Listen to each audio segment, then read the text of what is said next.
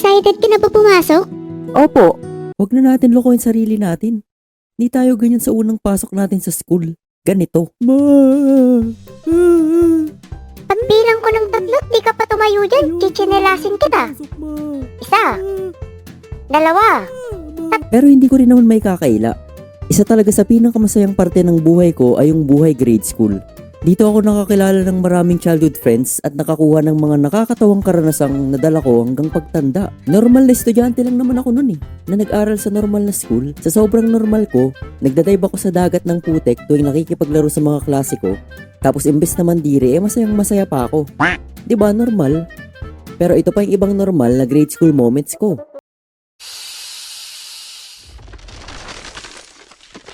Naalala ko nun, yung school namin nung nasa grade school pa lang ako, sobrang competitive. Lagi kaming may representative sa mga contest gaya ng math, science, journalist contest at iba pa. May time na yung teacher namin, naghahanap siya ng isasali sa math contest kaya nagpapasolve siya ng math problem sa blackboard. Kung sino man ang gustong sumali at isolve tong problem na to, raise your hand. Ako'y aminado namang hindi katalinuhan na estudyante dati. Mas pipiliin ko pang maglaro sa labas kaysa mag-aral Nung oras na yun, sinapian ako ng espiritu ng katarantaduhan Binalak kong ituro yung tropa/seatmate ko para siya sana yung isasali dun sa contest. Nyam nyam nyam. Sarap. Pareho kaming bonak sa mat Kaya nakakatawa yun kung bigla siyang isasali. Anong sagot? Mansanas po. Mansanas pala. Ito, mansanas. Ang kaso, bonak rin ako sa English. Tas siya, medyo maalam. Kaya tanong ko muna sa kanya. Ano yung sinabi ni sir? Raise your hand? Ano yung raise your hand? Di naman ako na-inform na mas malakas pa lamang trip tong tropa/seatmate ko. Sabi niya, magtaas ka daw ng kamay tapos ituro mo yung kaklase mong gusto mong isali sa contest. Ang seryoso niya kasing sinabi yun Kaya ginawa ko naman. Sir, si... Okay, Mr. Hans. Very good at nagpresenta ka. Sabay tingin ng nakakainis tong seatmate ko. Mang titrip ka pa ha? Sir, hindi po yung ibig kong... Halika na. Ang masama pa na ito, yung 3 matatalino kong kaklase nandun na sa harap, yung tingin nila sa akin, yung parang nangaasar, kasi alam nilang bonak ako Pero wala akong choice Yung teacher ko pa naman na to, yung tipong nangahataw ng puwet kapag galit. Harder pala. Kaya pumunta na lang ako sa harap. Kaya hatawin ako, diba? Tapos naisip ko, ilalabas ko ng 100% ko para lang isolve tong math problem na to. Kasi wala talagang pumapasok sa isip ko. Kaya huminga na lang ako ng malalim. Tapos tumingin-tingin ako sa paligid. At nakita ko yung chart na may number. Diba normal yung ganun sa mga classroom? Yung may mga nakadikit-dikit sa pader. Tapos ang ginawa ko na lang, nag-ini-mini-mini mo ako dun sa mga number. Tapos yun yung sinagot ko. Anong ginagawa mo? Nagsolve ako sa hangin, sir. Huwag ka nga makulit. Okay.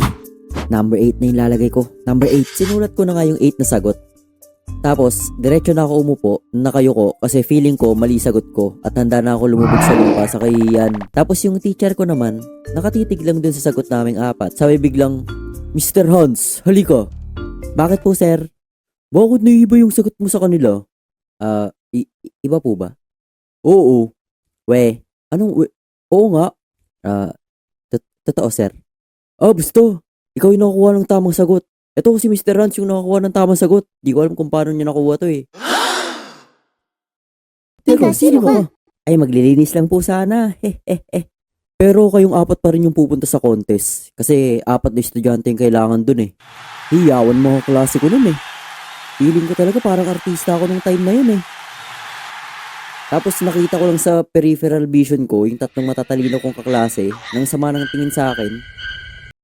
Tapos isip-isip ko, I have laughed last. I laugh to last? I last basta, nasa akin ang huling halakhak. Pero saglit na halakhak lang yun. When reality hits me, na di naman talaga ako magaling sa math. Nakachamba lang ako. Buti na lang yung tatay ko magaling sa math. Pag uwi ko ng bahay, nagmakaawa agad ako sa kanya. Pa, turuan mo ako sa math. Tinuruan naman niya ako. Kaso medyo brutal nga lang yung pagtuturo niya. Anong 7 times 7? 40? Mali. Tapos naalala ko pa noon, nag-schedule yung mga teacher namin ng parang teaching lesson para sa mga sasali dun sa contest. Kaso di ako umattend. Tapos nung nasa kantin yung mga teacher, nagpaparinig sila sa akin. Buti pa yung 3 estudyante na kasali sa contest, umattend ng lesson. Ang gagaling nila kahapon eh. Sigurado mananalo na tong 3 to. Palaban ako eh. Sabi ko, ang sama ng ugali nyo. Mabulunan sana kayo sa kinakain yung lugaw. Pero joke lang, sa isip ko lang yan. Buti yung principal namin na kasama ng mga teacher, mabait. Classmate kasi ng tatay ko yun nung high school eh. Tinawag niya ako at kinausap. Hans, bakit di ka umatendong lesson? Principal, tinuruan naman ako ni Papa sa bahay eh. Okay lang yan. Alam ko naman na magaling yung Papa mo sa math eh. Tiwala ako sa'yo. Medyo nag-blush ako doon. Kay principal, nag-blush ako eh. Di eto na nga, dumating na yung contest. Hindi naman sa pagmamayabang pero nanalo ako eh. Tapos yung 3 na matatalino kong kaklase, hindi nanalo. Lahat ng teacher na nang maliit sa akin, kasama yung 3 kong kaklase na matatalino, nagngingit-ngit sa gilid eh. Lahat galit eh. Tapos yung isa umiiyak pa eh. Iyak sila eh. Ay, dapat humble lang pala. Sorry. Tapos nakita ko si principal, siya lang yung proud sa akin eh. Sabi ko na malaki tiwala ako sa iyo eh. Hindi ko talaga makakalimutan yung principal ko na yun. Memorable siya. Tapos the following day, wala, normal lang na bumalik sa school. Pero hindi, nag-feeling artista ulit ako nun. Para ako naglakad sa red carpet habang yung 3 kong matatalinong kaklase galit pa rin. Tapos yung isa naiyak pa rin. At ito pa, yung isa kong kaklase na babae na medyo cute.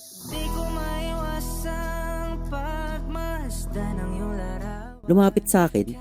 Hans, Teka, ano to? Nagkaka-crush siguro sa akin to kasi nanalo ko dun sa math contest. feeling ka. Hindi ako yung may interest sa'yo. Teka, paano mo nabasa yung nasa isip ko? Ayan oh, nakalagay sa chat bubble. Tanong mo sa editor bakit kasi nakasulat yan. Di nabasa ko. Oo nga no. Teka, sino yung may interest sa akin? Ito oh.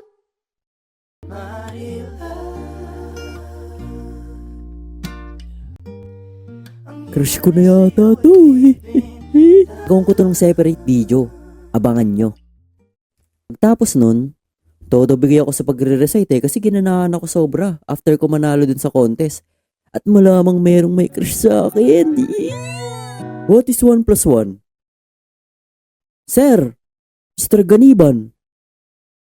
Sir, 2. Correct. Next, what is 4 plus 4? Sir, Mr. Mendol. Sir, 8. Very good. Next, what is 4 times 4? Sir, Mr. Galut. Sir, 16. That's right.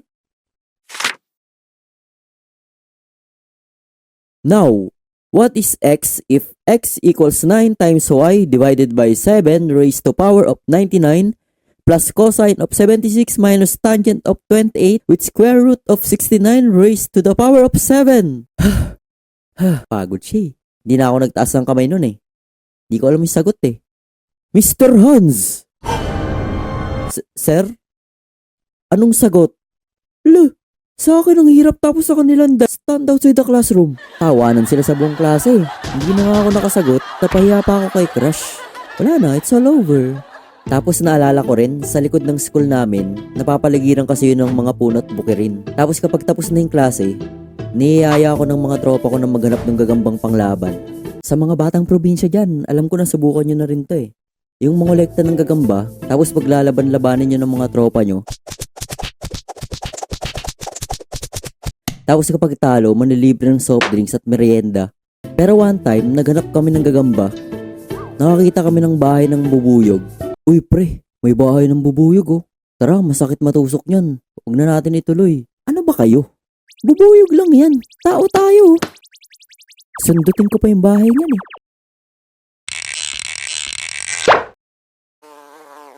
Tignan nyo, isa lang. Anong kinakatakot nyo dyan? Pre, natusok ka yata. Hindi pre. Natusok ka eh. Yan oh, ang laki. Namamaga na nga rin yung mukha mo eh. Wala to pre.